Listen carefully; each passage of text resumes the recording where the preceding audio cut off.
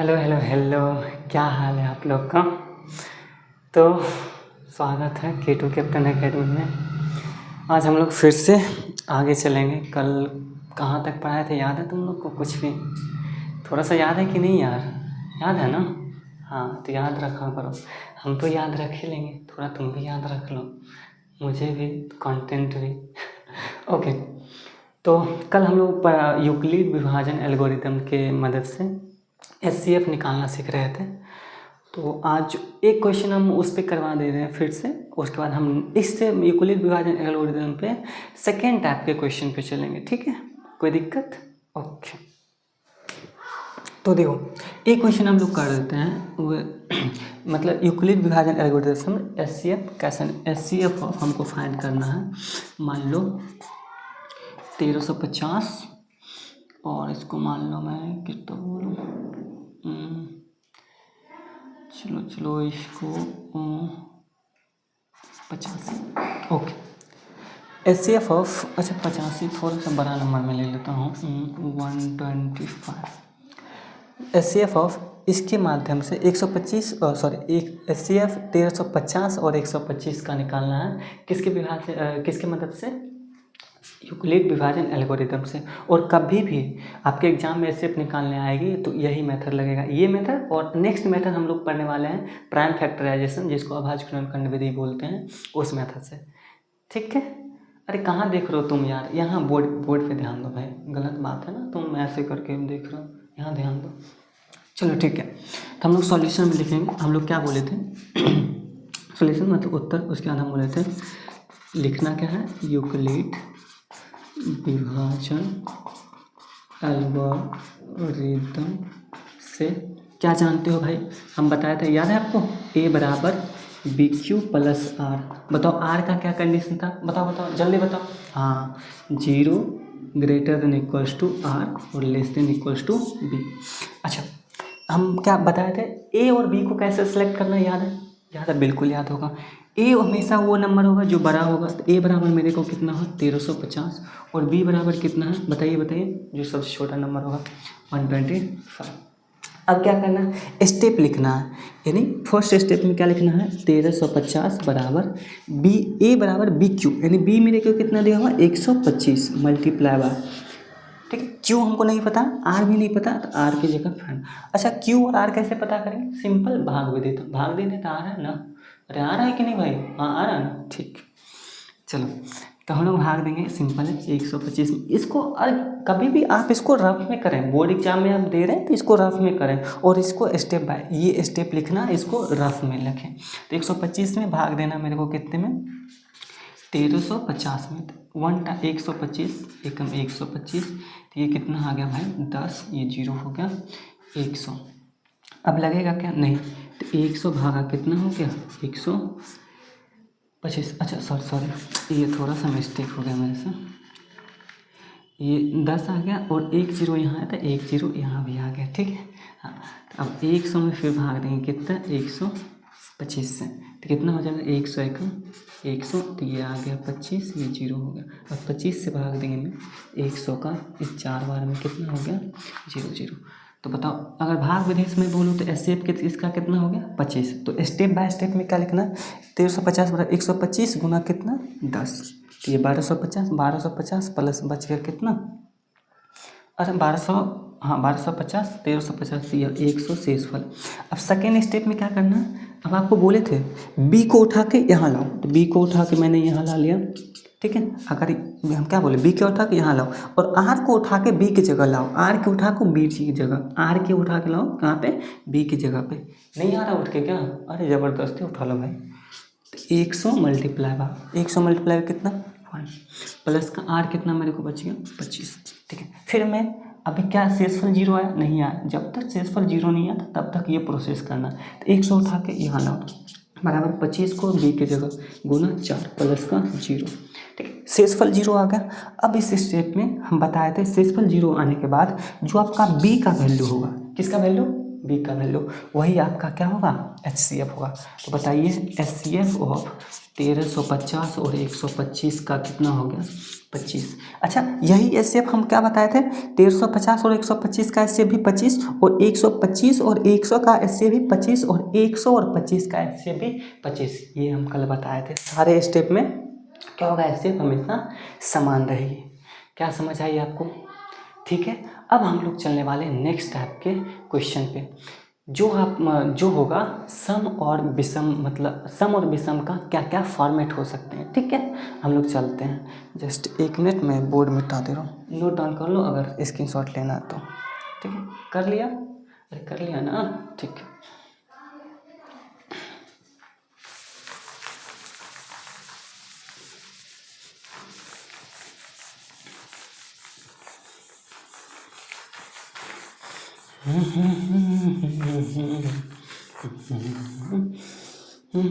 देखो अब ये टाइप 2 हो गया। फर्स्ट टाइप हम लोग क्या सीख लिए थे HCF निकाला। अब सेकेंड टाइप में ये इस प्रकार क्वेश्चन किस प्रकार का रहेगा समझो। अच्छा तुम लोग को ये पता होना चाहिए, जैसे अगर मान लो m कोई इंटीजर है, m कोई पूर्णांक है, ठीक है। अच्छा एक बात और, हम लोग इस चैप्टर में जब भी पूर्णांक की बात करेंगे तो धनात्मक पूर्णांक की बात करेंगे, ऋणात्मक पूर्णांक की बात नहीं करेंगे, क्योंकि आपके वो सिलेबस में नहीं है। फिर भी मैं ऋणात्मक पूर्णांक वाले क्वेश्चन भी करवा दूंगा, कोई टेंशन लेने वाली बात नहीं है, जस्ट रिलैक्स। तो ये मैं धनात्मक पूर्णांक की बात कर रहा हूँ अभी। अगर धनात्मक पूर्णांक हो तो समझो m कोई धनात्मक पूर्णांक हो तो विषम संख्या का फॉर्मेट क्या होगा, सम और विषम संख्या का फॉर्मेट क्या होगा। फॉर्मेट मतलब उसको किस रूप में लिख सकते हैं।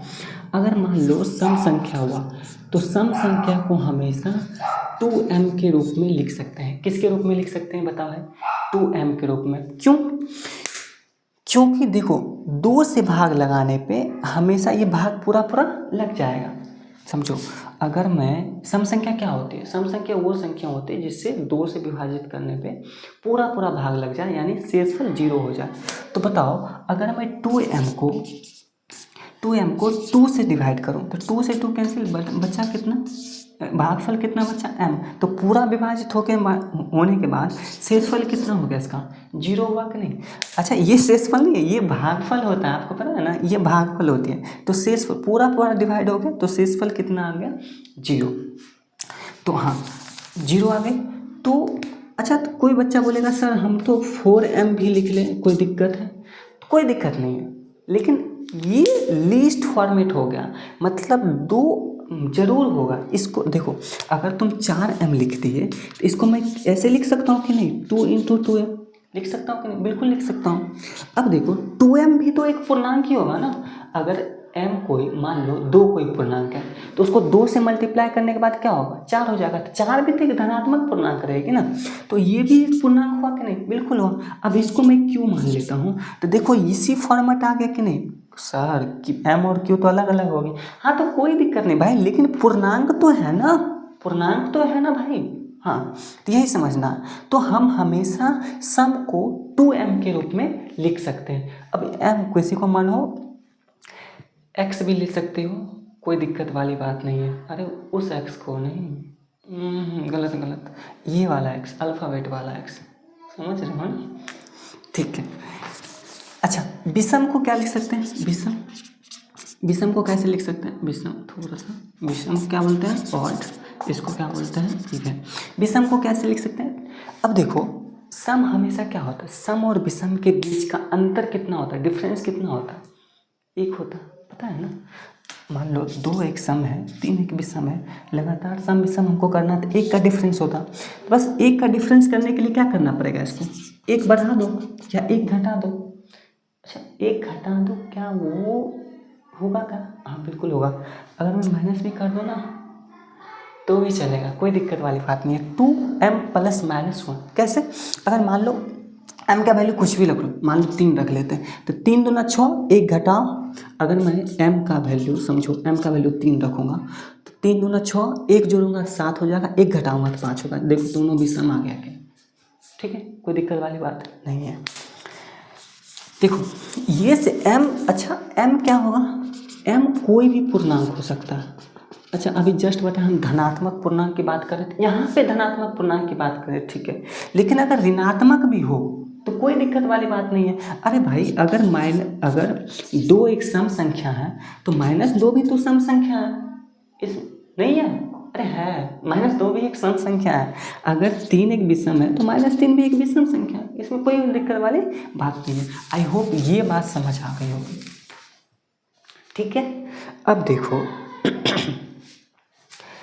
अब इस टाइप पे यही चीज़, अब कोई दिक्कत नहीं है। अगर आपको एग्जाम में आ गया कि सिद्ध करें कि कोई भी किसी धनात्मक पूर्णांक के लिए धनात्मक पूर्णांक हमेशा 2m के रूप का होता है। मैं एक क्वेश्चन लिख देता हूँ तब तुम समझो। एक मिनट, थोड़ा सा क्वेश्चन मैं लिखता हूँ, फिर मैं इसका सॉल्यूशन बताऊँगा।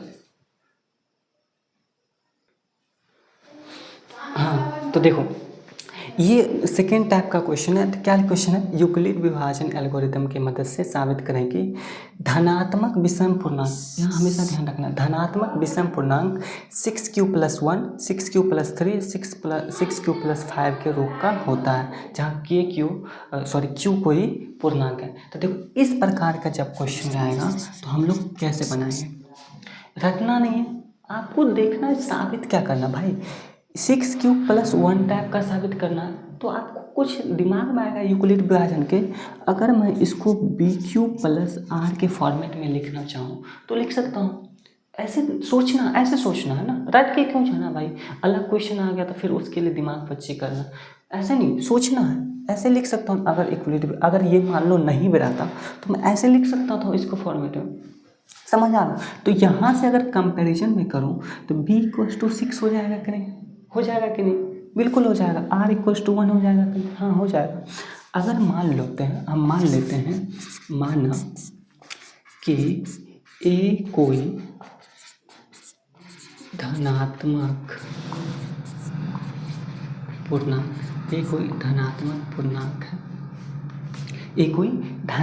पूर्णांक है, तो यूक्लिड डिवीजन एल्गोरिदम तुम लोग समझ लेना भाई। यूक्लिड डिवीजन एल्गोरिदम से हम लोग क्या लिख सकते हैं, a = BQ + R, जहाँ R का कंडीशन क्या होगा, R ये B से छोटा होगा, ठीक है। यहाँ तक समझ आ गया। अगर मैं समझो, यदि मैं b का मान यहाँ से मैंने सोचा, कहाँ से सोचा, यहाँ से, अगर b का मान मैंने 6 ले लिया तो समझो क्या हो जाएगा, a = 6q + का r, और देखो कंडीशन क्या आ जाएगा, 0 से बड़ा है r, और अब b की जगह क्या आ गया, सॉरी ये b है, b की जगह कितना आ गया, 6, समझ आ रहा। अब r भी तो भाई पूर्णांक है ना, तो बताओ 0 से r का क्या क्या वैल्यू पॉसिबल है, तो r का संभावित मान क्या क्या हो जाएगा, ध्यान दो। 0 के इक्वल हो सकता है, बिल्कुल 0 हो सकता है, 1 हो सकता है, 2 हो जाएगा, 3 हो जाएगा, 4 हो जाएगा, 5 हो जाएगा, 6 हो जाएगा क्या, बताओ 6 हो जाएगा क्या, ना गलती नहीं करनी, यहाँ लेस देन रहती है, 6 नहीं होगा। तो r का संभावित मान मेरे को क्या क्या आ गया, 0, 1, 2, 3, 4, 5, 6, बस। अब कुछ नहीं करना, बारी बारी से r का मान रख दो, सिद्ध हो जाएगा। अगर r का मान 0 रखा तो a बराबर कितना हो गया, 6q आ गया कि नहीं। अब बताओ, अभी जस्ट मैंने बताया था, इसको मैं किससे लिख सकता हूँ, इसको 2 × 3q लिख सकता हूँ कि नहीं, है ना, लिख सकता हूँ कि नहीं, बिल्कुल लिख सकता हूँ। अब देखो, अच्छा कोई दिक्कत नहीं, 2 × 3q लिख सकता हूँ। अब देखो ये क्या हो जाएगा, इसको ये भी देख क्या हो जाएगा, समझो, ये तो एक सम पूर्णांक हो गया ना, अभी जस्ट हम बताए थे। इसको मैं अगर m मान लूँ तो ये 2m के रूप का हो जाएगा कि नहीं, है ना, हो जाएगा कि नहीं। तो ये क्या हो जाएगा, ये तो सम हो जाएगा ना। इतना बात समझ आ रही है कि नहीं। अभी जस्ट मैंने बताया था, कोई भी सम धनात्मक पूर्णांक 2m के रूप का होता है, और विषम धनात्मक पूर्णांक 2m + 1 के रूप का होता है। तो हमको तो विषम साबित करना है ना, तो विषम साबित करना, तो a बराबर क्या, ये तो सम हो गया। अब मैंने r का मान मैंने 1 रखा, तो r का मान 1 रखोगे तो इसमें समीकरण 1 में, अगर इसको मैं समीकरण 1 मान लो तो इक्वेशन 1 में रखोगे तो a बराबर क्या हो जाएगा, 6q + का 1 हो जाएगा कि नहीं, इतना बात समझ आ रहा। अब देखो समझो, इसको 2 × 3 लिख लो प्लस का 1। अब देखो ये 2m+1 के रूप का हो गया कि नहीं। अगर मैं इसको m मान लूँ तो 2m+1 के रूप का हो गया कि नहीं। तो बताओ ये एक विषम हो गया कि नहीं, विषम धनात्मक पूर्णांक हो गया कि नहीं, है ना। तो ये क्या हो गया, विषम धनात्मक पूर्णांक जब r बराबर 1 हो। इसी प्रकार मैंने r को 2 लिया, r को 2 लेंगे तो क्या हो जाएगा 6 प्लस का 2। अब इसमें देखो 2 कॉमन कर लो तो ये 3 प्लस का 1 हो जाएगा। अब ये भी, अब ये देख के ये मत करना ये सर ये तो विषम हो गया, नहीं नहीं, ये तो टोटल पूर्णांक हो गया ना। अगर मान लो 3 एक पूर्णांक है, ठीक है। अगर उसमें 3 से गुना करो तो 9 हो गया, और +1 ऐड कर दो तो 10 हो गया। तो वो तो क्या हो गया, एक पूर्णांक ही हुआ ना। हम ये नहीं बोल रहे धनात्मक या हम ये नहीं बोल रहे विषम या सम, हम ये बोल रहे एक पूर्णांक हुआ। लेकिन अगर मैं मानूं m कोई सम हुआ या विषम भी हुआ, 2 से मल्टीप्लाई करने पे वो तो सम ही बन जाएगा। तो ये कितना हो गया, ये भी सम हो गया। अगर r का मान 3 में लूँ तो इसी पर ये कितना बन जाएगा 6 प्लस का 3। अगर मैं हमेशा 2 ही कॉमन करना है, समझो। 2 कॉमन किया तो यहाँ से इसको मैं एक बार और सही से लिख लूँ, ये कितना हो जाएगा 6 प्लस का 2 प्लस का 1। तो ऐसे करेंगे तो ये 2 प्लस का 1 प्लस का 1। अब देखो फिर इसको m मान लो तो ये 2m+1 का हो गया कि नहीं। तो r बराबर 3 बना, ये एक विषम हो गया कि नहीं, है ना, एक विषम हो गया कि नहीं। बस और कुछ नहीं करना। अब यहाँ थोड़ा सा इसको मैं यहाँ लिखता हूँ। अगर r बराबर 4 रखोगे तो ये a बराबर कितना हो गया 6 प्लस का 4। तो बस 2 कॉमन कर लो। अच्छा मैं 2 हमेशा कॉमन क्यों कर रहा हूँ, ऐसा क्यों कर रहा हूँ, क्योंकि इससे पता लग जाएगा ना कि किस फॉर्मेट का 2m+1 या 2m+1 फॉर्मेट का। उससे हम ये पता कर सकते हैं सम है या विषम। तो ये मोटिव है 2 कॉमन लेने का। तो ये कितना हो जाएगा 3 प्लस का 2, फिर इसको m मान लो तो ये हो जाएगा सम। फिर r बराबर 5 रख दो तो a बराबर कितना हो जाएगा 6 प्लस का 5। तो अब मैं इससे 2 कॉमन लूँगा तो यहाँ से तो 3 लिख लिया, और इसको 5 को 4 + 1 के रूप में लिख लो। तो अगर 4 इसको मैं 4 + 1 के फॉर्मेट में लिखा तो यहाँ से 4 से 2 कॉमन कर लेंगे तो 2 आ जाएगा प्लस का 1। तो ये भी देखो 2m+1 हो जाएगा। तो ये हो गया विषम। तो क्या बोला गया, बस साबित हो गया। तो हम अतः r बराबर 1, 3 और 5 रखने पर a विषम धनात्मक पूर्णांक, मतलब विषम धनात्मक पूर्णांक तुम लोग लिख देना, a बराबर विषम धनात्मक पूर्णांक ये बनता है। तो 6 प्लस 5, 6 प्लस क्या 6 प्लस 1 और 6 प्लस 1, 6 प्लस 3 के रूप का होता है। तो ये देखो ये विषम हो गया कि बस ऐसे ही साबित करना। ये फॉर्मेट ध्यान रखना। क्या बातें समझ आ रही है, आ रही हो तो अच्छी बात है, नहीं आ रही है तो एक और क्वेश्चन करते हैं अच्छा सा, फिर आपको वो बातें समझ आ जाएगी। ठीक है, देखो मैं मिटाऊँ, स्क्रीनशॉट लेना है किसी को, मैं चाहता हूँ 1 मिनट लिख लो तुम।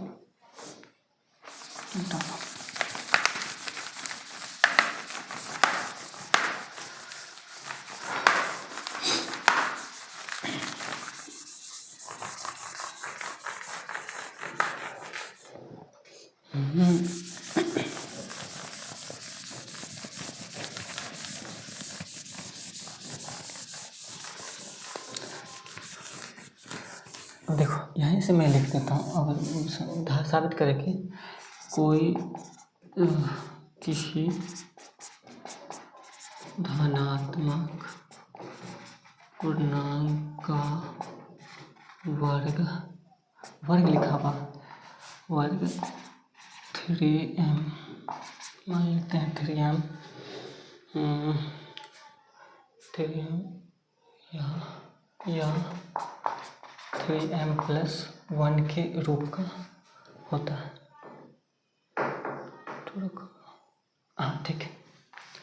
तो आपको क्या साबित करना है, यूक्लिड विभाजन की मदद से साबित करें किसी अब यहाँ पे सम या विषम नहीं बोला गया, तो बस कोई दिक्कत नहीं है। इस टाइप का क्वेश्चन आएगा तो बस वो अप्रोच क्या रहेगा, यही अप्रोच रहेगा। कोई ये ऐसे लिखा हुआ तो मेरे नज़र में बस एक ही बात जाएगा कि इसको BQ + R के फॉर्मेट में मैं लिख दूँ। बस इतना आपको समझ आ गया तो कुछ नहीं, बात ख़त्म हो गया। तो हम वही मान लेंगे सॉल्यूशन लिख के क्या माना कि A कोई धनात्मक, राइटिंग समझ आ रही है, धनात्मक पूर्णांक है, ठीक है। तो यूक्लिड डिवीजन एल्गोरिदम से क्या लिख सकते हैं भाई, ए बराबर बी क्यू प्लस का आर का कंडीशन क्या हो जाएगा, 0 से बड़ा या बराबर या बी से छोटा। अगर अच्छा, फिर यहाँ से हमेशा ध्यान रखना, अच्छा ये मत कर देना कि सर हमको तो वर्ग दिखा हुआ है ना, तो वर्ग तो फिर तो गड़बड़ हो जाएगा। तो कोई गड़बड़ नहीं होगा, बस तुमको ये चीज़ दिखे ना, बस इसको बी कंसीडर कर लेना, इसको बी क्यू प्लस आर के फॉर्मेट में लिखो और यहाँ से कंपैरिजन करके बी का वैल्यू लिख लो तुम। तो अगर मैं मान लो लेट मतलब माना अगर b बराबर 3 है तो a बराबर कितना हो जाएगा 3q प्लस का r। अब बताओ, और r का वैल्यू क्या क्या आ जाएगा, देखो अब यहाँ एक मैं लिख ही लेता हूँ, तुम लोग बहुत आलसी हो। तो बताओ r का वैल्यू क्या क्या हो जाएगा, 0 हो जाएगा, 1 हो जाएगा, 2, क्या 3 होगा, नहीं 3 नहीं होगा, हम बताए थे इसे जस्ट छोटा वाला लेना है और पूर्णांक लेना है, तो 0 1 2 3। किसी को ये डाउट नहीं आना 2.5 भी होगा, तो ऐसे चाटे खाओगे तुम लोग, पूर्णांक नहीं है 2.5, हम पूर्णांक की बात कर रहे हैं। तो 0 1 2, तो मान लो अगर मैं r का वैल्यू 0 रख लूँ, r का वैल्यू 0 लूँ, तो a बराबर कितना आ जाएगा 3q।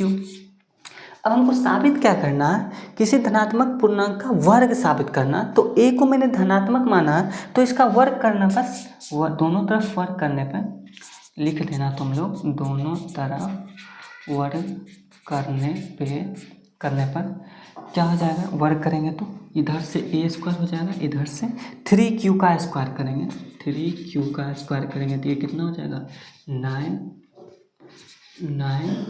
9q स्क्वायर, ठीक है 9q स्क्वायर। बस अब देखो इसको 3m के रूप में लिखना है ना, तो कुछ मत करो, 3 कॉमन करो, 3 कॉमन कर लिया तो कितना बचेगा 3q स्क्वायर। अब इसको मैंने m कंसीडर कर लिया तो ये 3m के रूप में हो गया। तो देखो a स्क्वायर इस रूप का हो गया कि नहीं। इसी प्रकार r बराबर 1 रखने पे भी हो जाएगा, r बराबर 1 रखोगे तो क्या हो जाएगा, कुछ नहीं हो जाएगा, a बराबर 3q प्लस का 1 हो जाएगा, दोनों तरफ स्क्वायर करेंगे तो a स्क्वायर।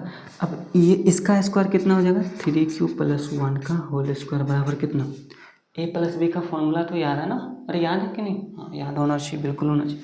चलो बोलो तो एक बार बोल के देखो, ये हो जाएगा a q मतलब 9q स्क्वायर प्लस का b q 1 प्लस का 2ab, तो ये हो जाएगा 6q, खुद से गुना कर लेना।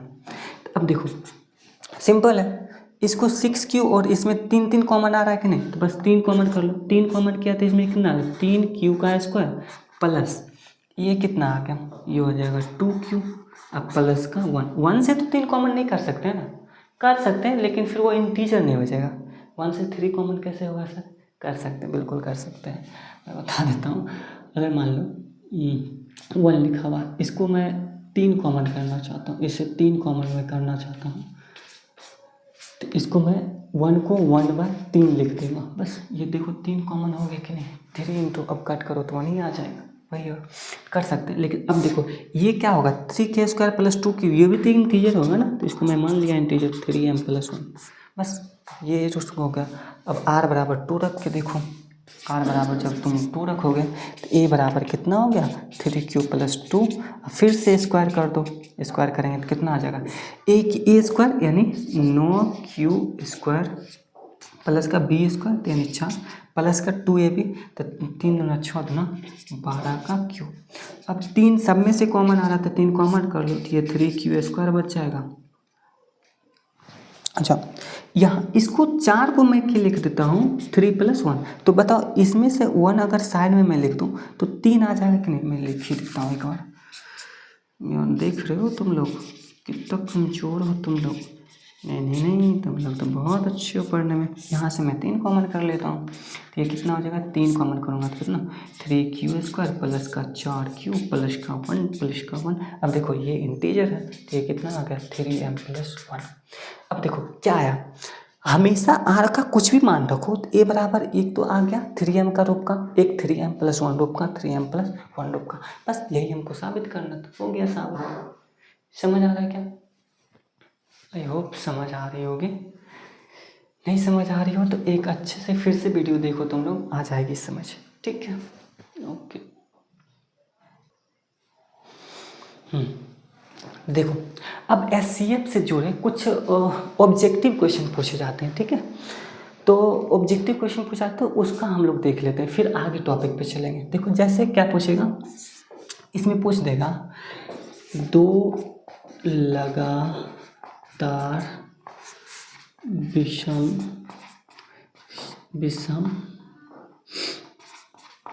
संख्या का एचसीएफ क्या होगा, इस टाइप का क्वेश्चन, ठीक है। तो बस कुछ भी नहीं है। देखो जब भी इस टाइप का क्वेश्चन होगा ना तो इसको 2 मेथड से कर सकते हैं, एक तो वैल्यू पुटिंग से, एक जनरल मेथड से। तो सबसे आसान तरीका है वैल्यू पुटिंग कर लो। वैल्यू पुटिंग मतलब 2 विषम संख्या ले लो, लगातार 2 विषम संख्या, 2 लगातार विषम संख्या, मैंने 3 और 5 ले लिया, बीच का एचसीएफ निकालो। अगर मैं एचसीएफ निकाल लूँ तो क्या निकाल जाएगा, तो 3 × 1 प्लस का, छोड़ इससे अच्छा भाग विधि कर लेते हैं। 3 को 5 से भाग लगाओ, 1 3, 2 से भाग लगाओ, 3 में 1 2 1 से भाग लगाओ, कितना हो जाएगा, तो ये 0 हो गया। तो एचसीएफ कितना आ गया, 1। तो 2 लगातार विषम संख्या का एचसीएफ क्या हो गया, ये हमेशा आंसर 1। अब इसको तुम अपने, अगर थोड़ा सा आईक्यू तुम्हारा तेज है तो तुम अपने जनरल मेथड से भी कर लो। समझो अगर मैं कोई इन जनरल मान लो m एक विषम संख्या है, ठीक है। तो इसके जस्ट बाद वाली विषम संख्या क्या होगी, बताओ तो m+2 होगी। बहुत बढ़िया, तुम लोग तो अच्छे हो पढ़ने में। अगर समझो अगर मैं 3 लिया तो 3 के जस्ट बाद वाली विषम संख्या क्या होगी, 2 ऐड करके आएगी ना, कोई भी ले लो, जैसे 7 ले लो तुम, तो 7 के जस्ट बाद वाली विषम संख्या क्या होगी, 9 होगी। तो वही लिखा, अगर ये m कोई विषम संख्या है तो m+2 क्या होगा, इसके बाद वाली विषम संख्या। तो इसके बीच का अंतर कितना है, 2 अंतर है कि नहीं। अब बताओ अगर ये 2 है तो ये अगर विषम संख्या है तो ये 2 क्या है, सम संख्या। और सम संख्या से विषम संख्या में भाग देने पे हमेशा शेषफल 1 ही आएगा, हमेशा। अच्छा शेषफल नहीं 1 आएगा, सॉरी शेषफल 1 नहीं आएगा, उसका क्या बोलूँ मैं, उसका एचसीएफ 1 ही आएगा। क्योंकि देखो अगर मैं मान लो 2 से भाग इसमें 2 m में, तो ये कट उठ के कभी नहीं कटेगा, एक तो रिमाइंडर हमेशा बचेगा कि नहीं, एक रिमाइंडर हमेशा बचेगा। और वही रिमाइंडर क्या करेगा, इसको इसमें भाग कर देंगे। एक तो हम सबको विभाजित करना है तो 1 से 2 में भाग लग जाएगा, तो इसका एचसीएफ क्या हो जाएगी, 1 हो जाएगी। ऐसे भी आप सोच सकते थे। अगर मैं 2 लगातार सम संख्या ले लूँ तो कोई बात नहीं, सम संख्या ले लो, 4 6 ले लो, 4 से भाग दो इसमें, 6 4 1 4, ये 2 आ गया, 2 से 4 भाग दो, 2 गुना 4, ये कितना एचसीएफ आ गया इसका, 2 लगातार सम संख्या का एचसीएफ क्या हो जाएगा, 2। वैसे भी सोच सकते हो, अगर मैं लिया 2, अगर m एक सम संख्या और सम संख्या, तो m+2 भी एक सम संख्या हो बाद वाले, तो इसके बीच का अंतर कितना है, 2 की एक सम संख्या, और सम संख्या से भाग लगाओ सम संख्या में, तो पूरा विभाजित लग जाएगा। जब रिमाइंडर पूरा विभाजित हो जाएगा तो उसका जो भाजक होगा वही एचसीएफ हो जाएगा। क्या बात है, आपको समझ आ रही है? अगर आ रही है तो एक लाइक कर दें, कमेंट कर दें, follow me, subscribe the channel. और ये सब नहीं बोलने का, अच्छा लग रहा है तो पढ़ो अच्छे से, कोई दिक्कत वाला मैं ये नहीं बोलूँगा सब्सक्राइब कर दो, ये कर दो, वो कर दो, कोई दिक्कत वाली बात नहीं। तो देखो अच्छा इसी में मैं लिख दूँ क्या क्या मैं लिखता हूँ, क्या मैं, अच्छा इससे अच्छा एक और चीज़ देखो, अगर 2 संख्याओं का एचसीएफ 1 है, क्या बोलेंगे, 2 संख्याओं का एचसीएफ 1 है, तो वो दोनों संख्या को प्राइम नंबर कहलाएंगे, सआभाज्य संख्या। क्या कहलाएंगे, सआभाज्य संख्या।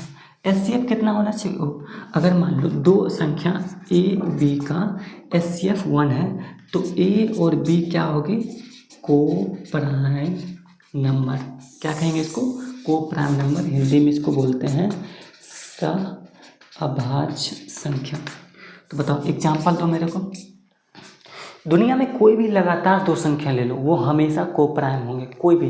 क्योंकि अगर मैं 2 3 ले लिया, अच्छा ऐसा क्यों, लॉजिक क्या है इसके पीछे, इसके पीछे एक लॉजिक यही है कि क्योंकि अगर दो लगातार संख्या लोगे, पूर्णांक लोगे, गलती होगी, पूर्णांक लोगे तो वो हमेशा सम और विषम होगा, और एक सम और विषम का हमेशा HCF क्या होती है, 1 होती है। तो हमेशा अगर मैं 2 और 3 ले लिया तो ये दोनों HCF कितना हो जाएगा, इसका 1 हो जाएगा। तो 2 और 3 क्या हो गई, को प्राइम नंबर। समझ आ रही है? अच्छा, प्राइम अभाज्य संख्या से ये मत बोलना, अब ये मत सोचना कि वो दोनों अभाज्य होगी ना, ये गलती नहीं करनी। अभाज्य मतलब अलग चीज़ है। अभाज्य मतलब जिसका फैक्टर खुद हो और 1 हो, इसमें सम कुछ भी आ सकता है। मान लो अगर मैंने लिख दिया 8 और 9, मैंने लिख दिया 4 और 5, तो देखो इसका HCF कितना हो जाएगा, 1 हो जाएगा। लेकिन 4 तो एक भाज्य संख्या और 5 क्या है, एक अभाज्य संख्या। तो भाज्य अभाज्य दोनों हो सकती है, इसमें कोई बड़ी बात नहीं है। आई होप समझ आ गया होगा। अब देखो नेक्स्ट टाइप पे हम लोग चलते हैं। बोर हो रहे तुम लोग क्या, मज़ा आ रहा है कि नहीं आ रहा है? तो पढ़ो थोड़ा सा और, नहीं तो आज यहीं तक रहते हैं, कल करते हैं फिर कंटिन्यू।